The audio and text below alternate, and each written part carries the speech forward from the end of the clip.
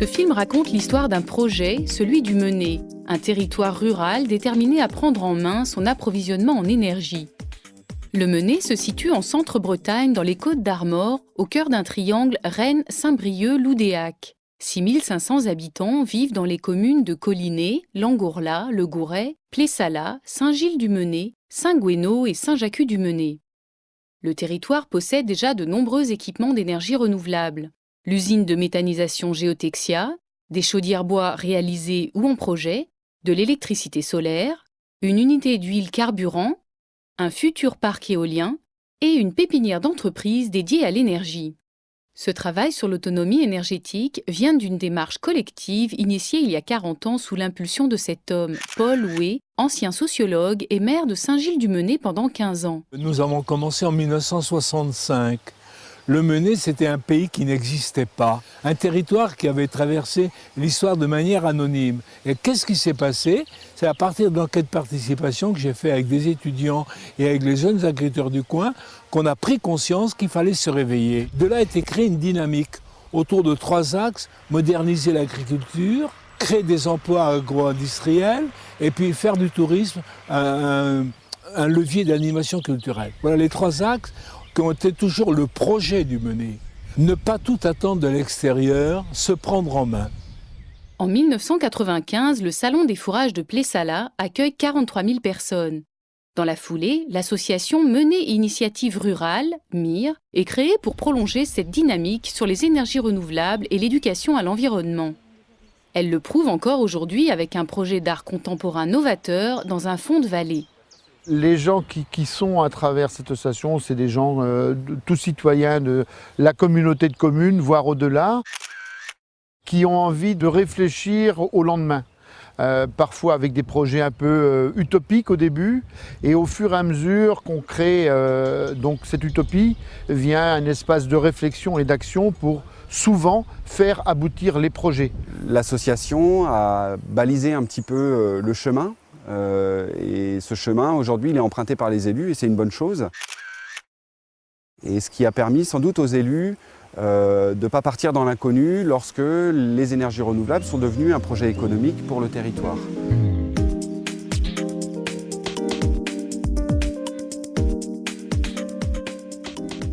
Le projet de méthanisation Geotexia initie il y a 10 ans la saga des énergies renouvelables dans le Mené. Aujourd'hui, 35 éleveurs de porcs réunis dans la CUMA Mené Énergie, associés à l'industriel IDEX et à la Caisse des dépôts, ont une solution pour traiter leur lisier en excès. Il y a différentes possibilités pour résorber. Ou on réduit l'activité, mais bon, les charges fixes sont là.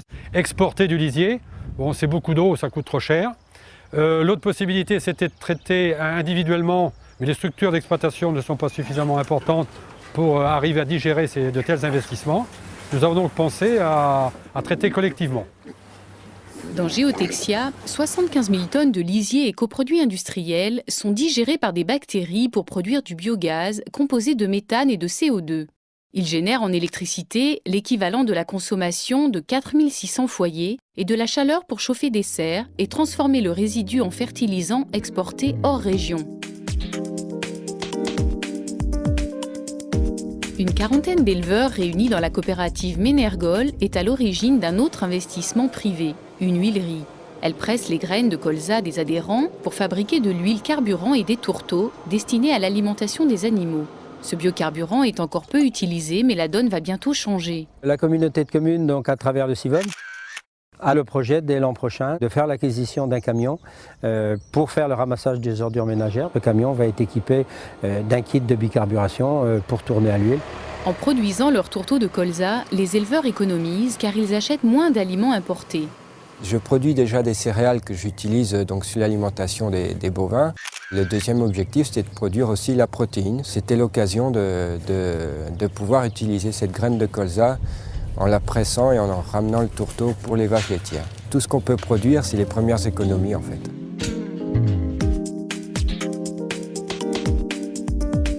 Parmi les investissements publics, les communes s'équipent progressivement de chaufferies au bois déchiqueté.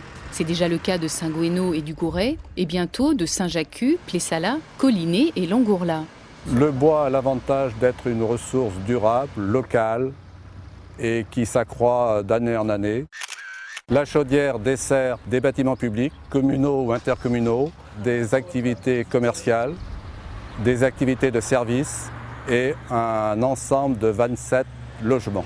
Par rapport à un chauffage au fioul, le bois énergie fait économiser 42 000 € par an à la commune.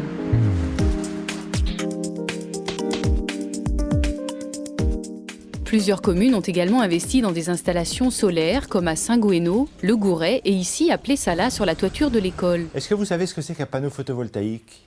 Ça vous dit quelque chose? Non. C'est quelque chose qui transforme les rayons solaires en énergie, en électricité. Oui, tout à fait. On a optimisé au mieux le toit de l'école qu'on avait, hein, donc puisqu'on a profité des travaux de réhabilitation de l'école. Et on a pu mettre 160 mètres carrés de panneaux sur le toit de l'école pour qu'ils soient au mieux utilisés. Dans l'enceinte de l'école, vous voyez, c'est dans le couloir où tous les jours les enfants et les parents passent, un panneau qui nous permet de vérifier à tout moment la production journalière, la puissance de ces panneaux photovoltaïques et la production totale. Les élèves sont aussi sensibilisés au développement durable par leurs professeurs.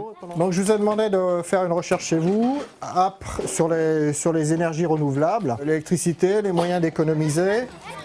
Chacun peut ainsi faire le lien entre la théorie et la pratique, avec un talent certain.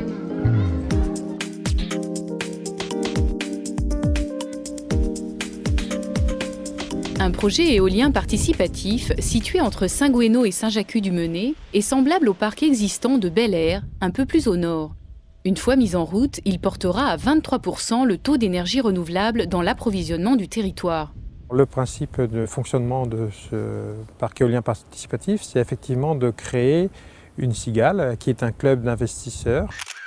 À la fin du processus donc, de recrutement des cigales, l'objectif est de regrouper environ 120 personnes, donc constituées au sein de 6 à 7 cigales. Chaque cigalier apportant en moyenne l'équivalent de 3 à 4 000 €. Ce qui nous intéressait, c'était de participer à des énergies renouvelables et d'investir dans du local. Sur Plessala, on a déjà du commerce qui est bien présent, qui se développe. Donc voilà, continuer par l'énergie, c'est logique.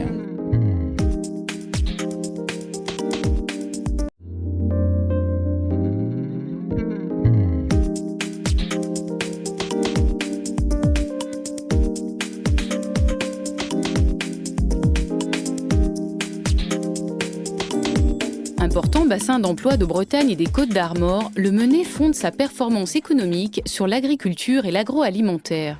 Le territoire abrite un des plus grands abattoirs d'Europe, Kermenay, qui emploie 2000 personnes à Collinet et Saint-Jacques-du-Menet. Mais cet atout constitue aussi une fragilité, car l'emploi salarié est fortement dépendant d'une entreprise. Les élus de la communauté de communes du Menet ont donc décidé de diversifier ce tissu économique. L'axe choisi est celui des énergies renouvelables pour prolonger des initiatives déjà nombreuses sur le territoire. Alors ces investissements, ils ont été privés. Par exemple, le Géotexia, ils ont été publics avec des réseaux de chaleur, ils ont été coopératifs avec la coopérative Menergol, ils ont été citoyens avec un projet éolien. Donc l'idée, ça a été de créer une synergie entre ces dynamiques associatives, coopératives, et de se dire la collectivité va aussi apporter son écho à cette réflexion-là. De par sa compétence développement économique, la communauté de communes a dédié la zone artisanale du Gouret à l'accueil de jeunes entreprises du secteur de l'énergie, une offre encore rare en France. On a une conviction, c'est qu'on est sur un secteur qui est porteur, qui est créateur d'emplois. Les modèles allemands, autrichiens, scandinaves le montrent. L'idée, c'est d'avoir un tissu important de petites entreprises dynamiques, innovantes, complémentaires, un petit peu le modèle des clusters dans d'autres pays. Pour éviter aux entreprises des investissements immobiliers dès leur création, la collectivité leur propose depuis 2010 des bureaux dans une pépinière. Elle a été conçue par un cabinet d'architectes spécialisé dans les bâtiments à basse consommation d'énergie et construite en ossature bois par des entreprises locales. L'isolation écologique en ouate de cellulose associée à un système de chauffage solaire judicieux réduit de 3/4 la facture par rapport à un bâtiment tertiaire classique. Les parties est et ouest de la façade sont constituées d'environ 25 cm derrière le vitrage par un mur en béton de 8 mètres de haut et de 25 cm d'épaisseur qui va accumuler la chaleur produite par effet de serre. Donc le soleil tape à travers le vitrage sur le béton. Ensuite, la chaleur ne ressort pas parce que le vitrage empêche la chaleur de partir. La pépinière Ménerpol compte déjà un bureau d'études thermiques, un spécialiste de la tuyauterie et de la récupération de chaleur, mais aussi un importateur de chaudières bois autrichiennes. Quant à Build-Trotters, c'est une société de conseil à l'export pour les entreprises du secteur de l'énergie.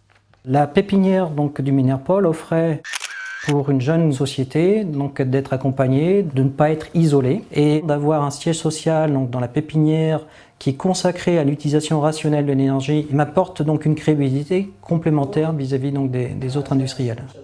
GRD Thermique représente sur le Grand Ouest l'Autrichien ETA, deuxième fabricant européen de chaudières bois. L'entreprise a installé dans le bâtiment Ménerpol un showroom et un centre de formation pour les chauffagistes. La pépinière d'entreprise nous a plu parce qu'elle est vraiment inscrite dans l'idée d'énergie renouvelable. Avec les différentes entreprises qui sont présentes sur la pépinière, on essaie de voir éventuellement comment on peut travailler ensemble sans avoir réellement de lien direct pour le moment entre nos entreprises. Mais effectivement, c'est intéressant d'avoir à côté de nous des entreprises qui travaillent dans le même domaine d'activité.